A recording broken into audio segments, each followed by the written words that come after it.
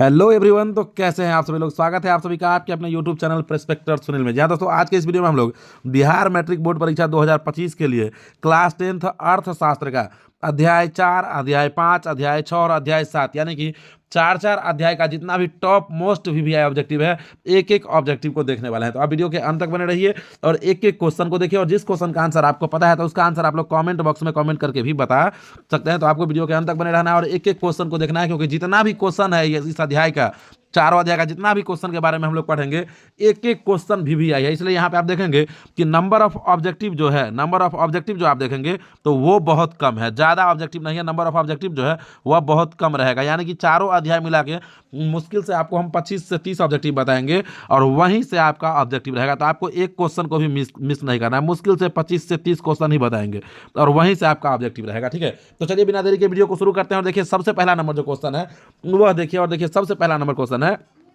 सबसे पहला नंबर जो क्वेश्चन है वह आ गया यहाँ पे कि गैर संस्थागत वित्त प्रदान करने वाली। क्वेश्चन आ गया यहाँ पे, देखिए क्वेश्चन आप देख रहे हैं कि गैर संस्थागत वित्त प्रदान करने वाली यहाँ पे है सबसे लोकप्रिय साधन है, यानी कि वह कोई संस्था नहीं है, गैर संस्थागत वित्त प्रदान करने वाला सबसे लोकप्रिय साधन कौन है, यह है आपका क्वेश्चन। ठीक है, तो चलिए देखिए यहाँ पे कि ऑप्शन ए में जो है आपका, यहाँ पे आप देखेंगे ऑप्शन ए में है देसी बकर, ऑप्शन ए में है देसी बकर, उसके बाद बी में है महाजन, देसी बैंकर है, उसके बाद बी में है महाजन, सी में देखेंगे है व्यापारी और डी में है सहकारी बैंक। यहाँ पे बैंकर है, ठीक है ना, देसी बैंकर है।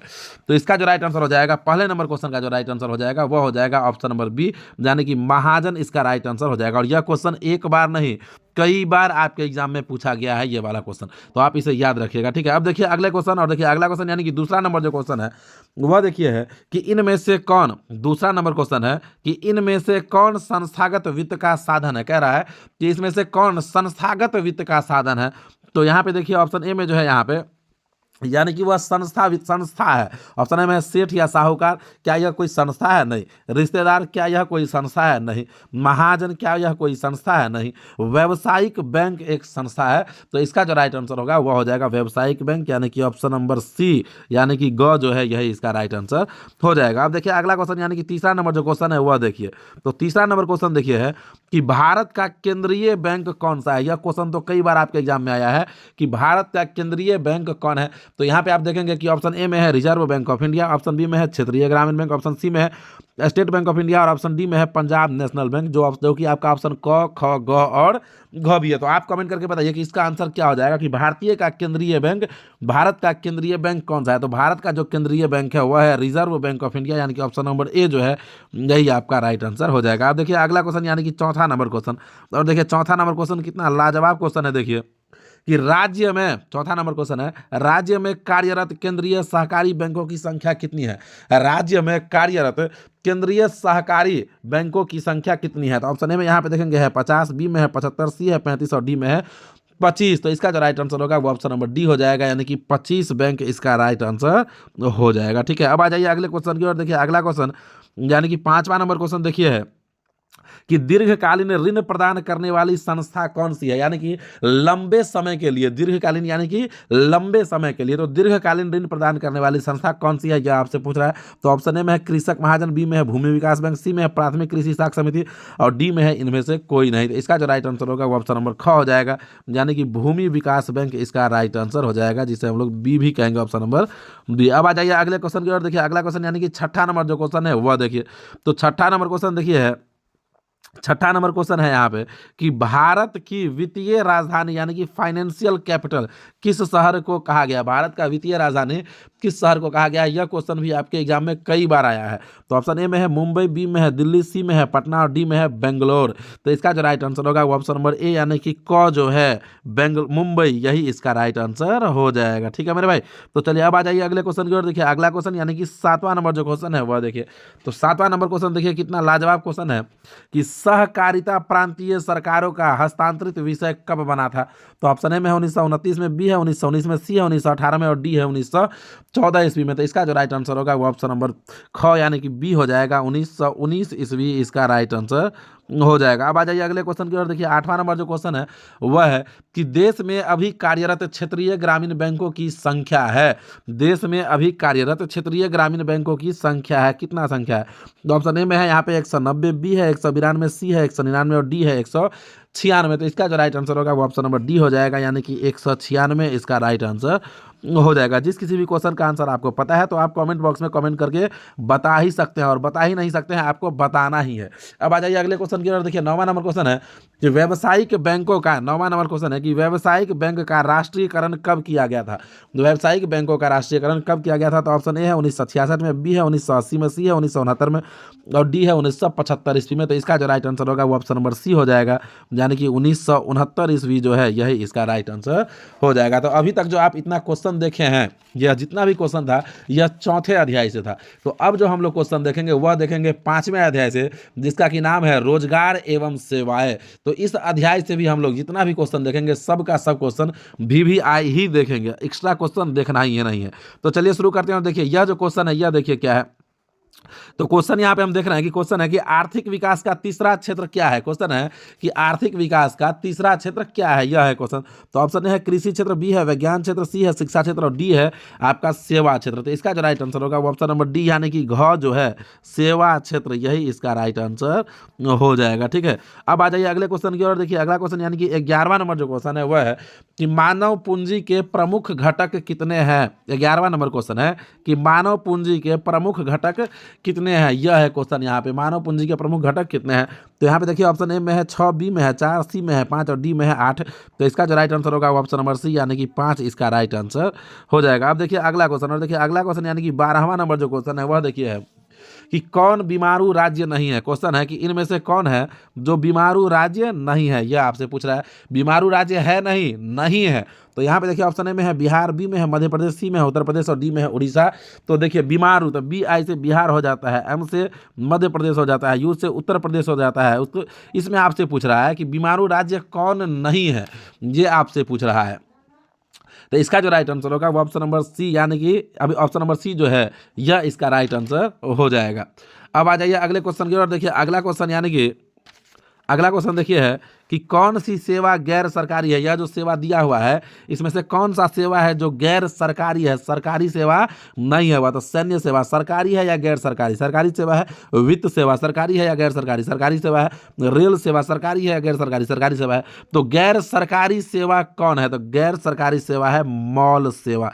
मॉल में जो आप लोग जाते हैं क्या वह सरकारी रहता है? नहीं, प्राइवेट रहता है, तो वह गैर सरकारी है। ठीक है, अब आ जाइए अगले क्वेश्चन की ओर। देखिए अगला क्वेश्चन यानी कि 14वां नंबर जो क्वेश्चन है वह है कि ऊर्जा का मुख्य स्रोत है। 14वां नंबर क्वेश्चन है कि ऊर्जा का मुख्य स्रोत क्या है? तो ऑप्शन ए में है कोयला, बी में है पेट्रोलियम, सी में है विद्युत और डी में है इनमें से कोई नहीं। तो आपसे पूछ रहा है कि ऊर्जा का मुख्य स्रोत क्या है, यह आपसे पूछा था। इसमें से कोई भी ऊर्जा का मुख्य स्रोत नहीं है, यानी कि ऑप्शन नंबर डी जो है इनमें से कोई नहीं, यही इसका राइट आंसर हो जाएगा। अब आ जाइए अगले क्वेश्चन की ओर। लेकिन उससे पहले अभी तक जो हम लोग 5 क्वेश्चन, मात्र 5 क्वेश्चन इस चैप्टर से पढ़े हैं, और जितना भी क्वेश्चन हम लोग पढ़े हैं टोटल का टोटल क्वेश्चन ही VVI है। यहीं से यदि कोई क्वेश्चन आएगा इस चैप्टर से तो इसी में से आएगा। तो अब जो हम लोग क्वेश्चन देखने वाले हैं वह हम लोग देखेंगे अगला अध्याय यानी कि वैश्वीकरण से देखेंगे। ठीक है, तो चलिए शुरू करते हैं। और देखिए यहाँ पे कि अगला जो अध्याय है उससे देखिए क्वेश्चन है पहला नंबर, यहाँ पे तो 15 है क्योंकि नंबर वाइज चल रहा है कि नई आर्थिक नीति में किसे सम्मिलित किया गया है। कह रहा है कि नई आर्थिक नीति में किसे सम्मिलित किया गया है, यह आपसे पूछ रहा है। तो ऑप्शन ए है उदारीकरण को, बी है निजीकरण को, सी है वैश्वीकरण को और डी है इनमें से सभी।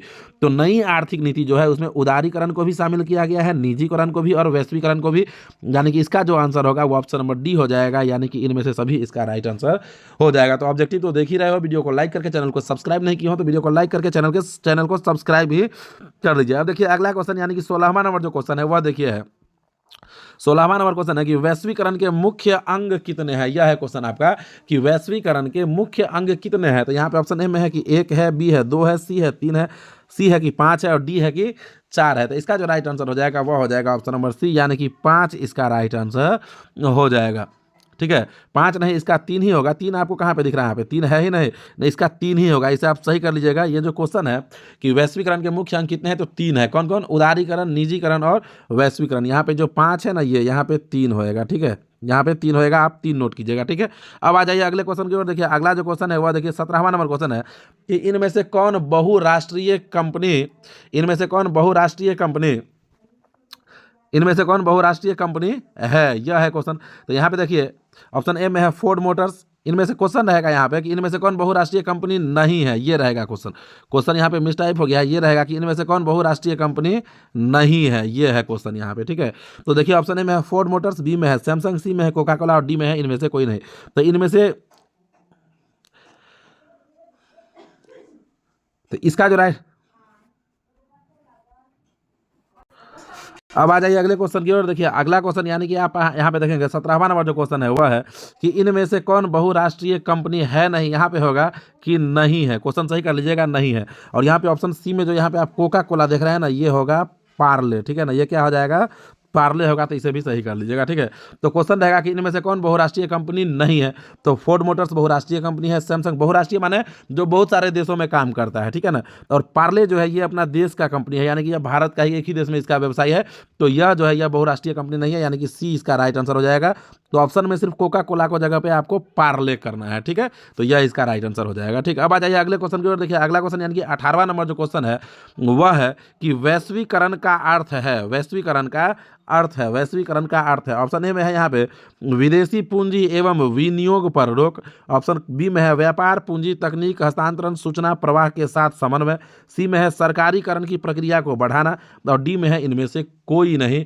तो इसका जो राइट आंसर होगा वो ऑप्शन नंबर बी हो जाएगा, यानी कि ख जो है यही इसका राइट आंसर हो जाएगा। अब देखिए अगला क्वेश्चन यानी कि 19वां नंबर जो क्वेश्चन है वह है 19वां नंबर क्वेश्चन देखिए है कि पार्ले समूह के 19वां नंबर क्वेश्चन देखेंगे आप है कि पार्ले समूह के थम्स अप ब्रांड को किस बहुराष्ट्रीय कंपनी ने खरीद लिया। क्वेश्चन है कि पार्ले समूह के थम्स अप ब्रांड को किस बहुराष्ट्रीय कंपनी ने खरीद लिया। तो यहाँ पे देखिए कि ऑप्शन ए में आपका है कोका कोला, यहाँ पे आप देखेंगे ऑप्शन ए है कोका कोला, बी है एलजी, सी है रिबॉक और डी है नोकिया। तो इसका जो राइट आंसर होगा वो ऑप्शन नंबर ए हो जाएगा, यानी कि कोका कोला जो कि क है यही इसका राइट आंसर हो जाएगा। अब आ जाइए अगले क्वेश्चन की ओर। लेकिन अगला जो क्वेश्चन हम लोग देखने वाले हैं वह अर्थशास्त्र के आखिरी अध्याय यानी कि उपभोक्ता जागरण एवं संरक्षण जो है वहां से हम लोग देखेंगे और वही क्वेश्चन देखेंगे जो भी आई है। तो चलिए शुरू करते हैं। देखिए इसका इस अध्याय का जो पहला नंबर क्वेश्चन है वह देखिए है कि भारत उपभोक्ता संरक्षण अधिनियम की घोषणा कब हुई। भारत उपभोक्ता संरक्षण अधिनियम की घोषणा कब हुई। ऑप्शन है 1986 में, बी है 1980 में, सी है 1987 में और डी है 1988 में। तो इसका जो राइट आंसर होगा वो ऑप्शन नंबर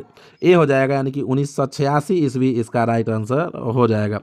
अब आ जाइए अगले क्वेश्चन की ओर। देखिए अगला क्वेश्चन यानी कि 21वां नंबर क्वेश्चन देखिए है 21वां नंबर क्वेश्चन देखिए यहाँ पे है कि उपभोक्ता अधिकार दिवस कब मनाया जाता है। 21वां नंबर क्वेश्चन है कि उपभोक्ता अधिकार दिवस कब मनाया जाता है। ऑप्शन ए है 17 मार्च को, बी है 15 मार्च को, सी है 19 अप्रैल को और डी है 22 अप्रैल को। तो इसका जो राइट आंसर होगा वो ऑप्शन नंबर बी यानी कि ख हो जाएगा, 15 मार्च इसका राइट आंसर हो जाएगा। अब देखिए अगला क्वेश्चन यानी कि 22वां नंबर जो क्वेश्चन है वह देखिए है कि राष्ट्रीय उपभोक्ता हेल्पलाइन नंबर क्या है। राष्ट्रीय उपभोक्ता हेल्पलाइन नंबर क्या है यह आपसे पूछ रहा है। तो राष्ट्रीय उपभोक्ता तो ऑप्शन ए में है 100, बी में है 1000 और 100, सी में है 1811 4000 और डी में है 2011 4000। तो इसका जो राइट आंसर होगा ऑप्शन नंबर सी हो जाएगा, यानी कि राष्ट्रीय उपभोक्ता हेल्पलाइन नंबर जो है वह है 1800-11-4000, ठीक है। अब देखिए अगला क्वेश्चन यानी कि 23वां नंबर क्वेश्चन जो है वह देखिए है कि स्वर्ण आभूषण। 23वां नंबर क्वेश्चन है कि स्वर्ण आभूषण सोना जो होता है की परिशुद्धता को सुनिश्चित करने के लिए किस मान्यता प्राप्त चिन्ह का होना आवश्यक है। तो स्वर्ण सोना जो आप लोग खरीदते हैं तो उसके लिए शुद्धता को जो चेक करना है तो उसके लिए हम लोग हॉल मार्का को देखते हैं। किसको देखते हैं? हॉल मार्का को, ठीक है। अब आ जाइए अगले क्वेश्चन की ओर। देखिए अगला क्वेश्चन जो है वह है कि यदि किसी वस्तु या सेवा, अगला क्वेश्चन है कि यदि किसी वस्तु या सेवा का मूल्य 20 लाख से अधिक तथा 1 करोड़ से कम है तो उपभोक्ता शिकायत करेगा। कह रहा है कि जिला फोरम में, बी है राज्य फोरम में, सी है राष्ट्रीय आयोग में और डी है यहाँ पे इनमें से कोई नहीं। तो इसका जो राइट आंसर हो जाएगा मेरे भाई, इस क्वेश्चन का जो राइट आंसर हो जाएगा वह हो जाएगा ऑप्शन नंबर बी, यानी कि राज्य आयोग इसका राइट आंसर हो जाएगा। अब देखिए अगला क्वेश्चन यानी कि 25वां नंबर जो क्वेश्चन है वह देखिए है कि उपभोक्ता द्वारा शिकायत करने के लिए आवेदन शुल्क कितना लगता है। शिकायत करने के लिए आपको कितना आवेदन शुल्क लगेगा ये आपसे पूछा है। ऑप्शन ए में है 50 रुपया, बी है 70, सी है 10 और डी है इनमें से कोई नहीं। तो इसका जो राइट आंसर होगा ऑप्शन नंबर डी हो जाएगा, यानी कि इनमें से कोई नहीं इसका राइट आंसर हो जाएगा मेरे भाई। तो इस प्रकार से हम लोग आज के इस वीडियो में अध्याय 4, अध्याय 5, अध्याय 6 और अध्याय 7 सभी का जितना भी ऑब्जेक्टिव है टोटल का टोटल देख चुके हैं। तो आपको यदि वीडियो अच्छा लगा है तो वीडियो को लाइक कर लीजिए, चैनल को सब्सक्राइब कर लीजिए। लाइक शेयर और सब्सक्राइब तो करना ही है ताकि दूसरा जो वीडियो आएगा तो उसका भी नोटिफिकेशन आपको मिले। तो चलिए मिलते हैं फिर से किसी और नेक्स्ट वीडियो में, तब तक के लिए जय हिंद, जय भारत, जय बिहार।